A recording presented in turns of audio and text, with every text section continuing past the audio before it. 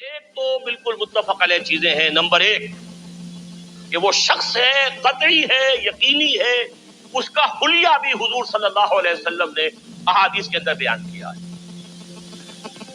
دوسری بات یہ کہ اس کے ہاتھ میں قوانین قدرت، گویا کہ تسخیر کائنات، گویا کہ نقطہ عروج کو پہنچ چکی ہے.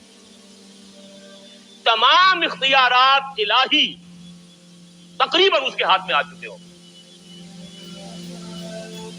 جو بڑے سے بڑے معجزے اللہ تعالیٰ نے نبیوں کو دیے ہیں وہ معجزے کر کے دکھائے گا. وہ مردہ کو زندہ کرے گا،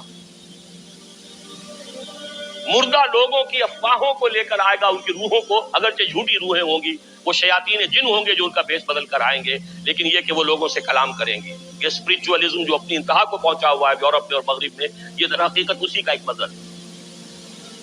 وہ کھلے بیابان کو کہے گا جہاں بالکل جٹیل جو ہے وہ صحرا تھا، وہ لوگ گلزار کر دے گا جب چاہے گا، جب چاہے گا، جہاں چاہے گا بارش برسائے گا.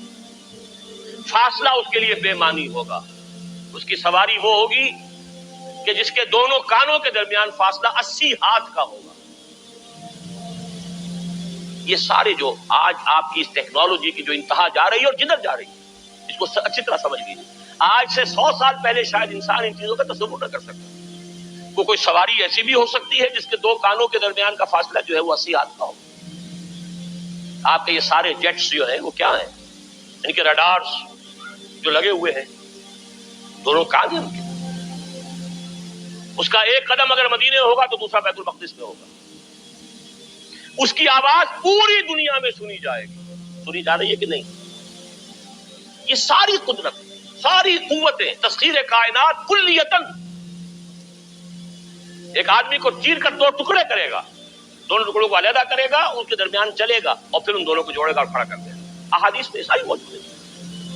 سرجری جدھر جا رہی ہے.